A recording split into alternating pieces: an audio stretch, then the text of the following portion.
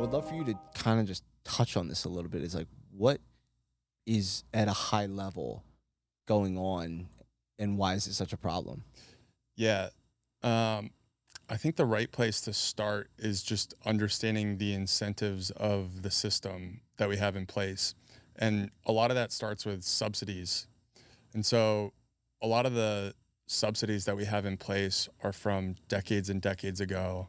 As we were coming out of World War II, we realized that we had this massive asset in the soil in the Midwest, and we would be able to grow crops and send that overseas. And so we put a lot of money towards subsidizing food that we could then create cheaper and cheaper food for people, which is, again, depending on how you look at it, a good thing in some ways. And now we're realizing that it's not always a good thing to just think of your food as this cheap source. But I say the subsidies point because we're funneling money that is coming out of taxpayers' dollars into corn, soy, and wheat, which we know now at scale the amount of corn, soy, and wheat that we're eating on a day-to-day basis is just generally unhealthy, and a lot of it ends up going into processed foods. So the way our money is being allocated is the root of all issues, and it comes down to the subsidies. It comes down to the incentives that our system is built upon, and the incentives on the food production side of things are governed by the subsidies that we have in place that essentially just keep this system propped up. Farmers are incentivized in some cases not to grow crops because they just collect a paycheck from the government and they harvest their land and send off their crops to these other companies to then go bread and cereals and all the other sorts of processed foods with it.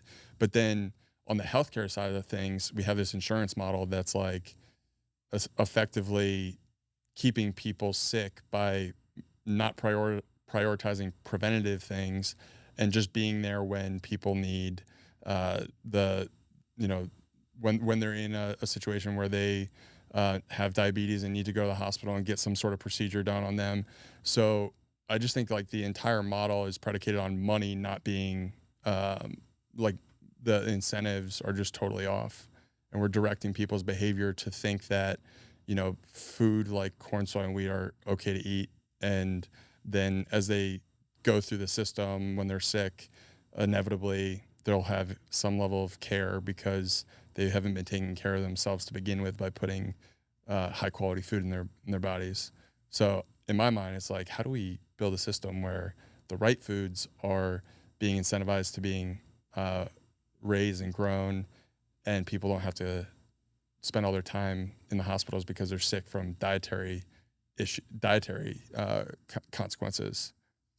Yeah, so there's, I mean, gosh, man, it's crazy to think about all that, and but then you go into like these impoverished neighborhoods, and you like, how do you tell them that like going to McDonald's it's like not the right thing to do because they have three kids to feed and you can feed your family for $3, Yeah, versus it's harder to pay $9 for a pound of beef and things like that. So I totally hear you, and I'm on page with you, and that's just like my first thought is like, me too, man. yeah, how do we fix that? Yeah. Well, I can tell you how we don't fix it. And it's like, if we keep going down the same trend, it's like, what does the amount of poverty in the US look like if everyone is sick?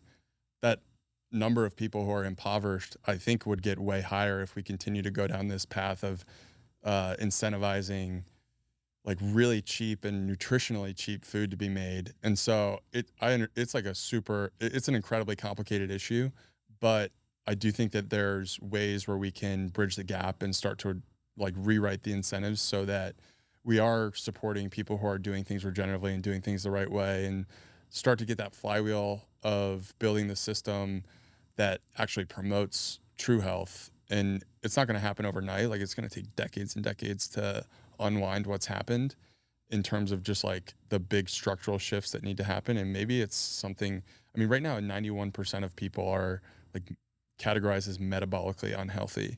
And Crazy. so like, what do we do at that point when that whole group of people just continues to get sick because their body doesn't even know how to properly create energy for itself. So I just, it's kind of alarming and fearful, but I tr- try to say everything with like, there is a way out, and it's through just contributing and building the parallel system instead of just trying to like fix what's already broken. Like, I just think something entirely new needs to be built outside of the current system.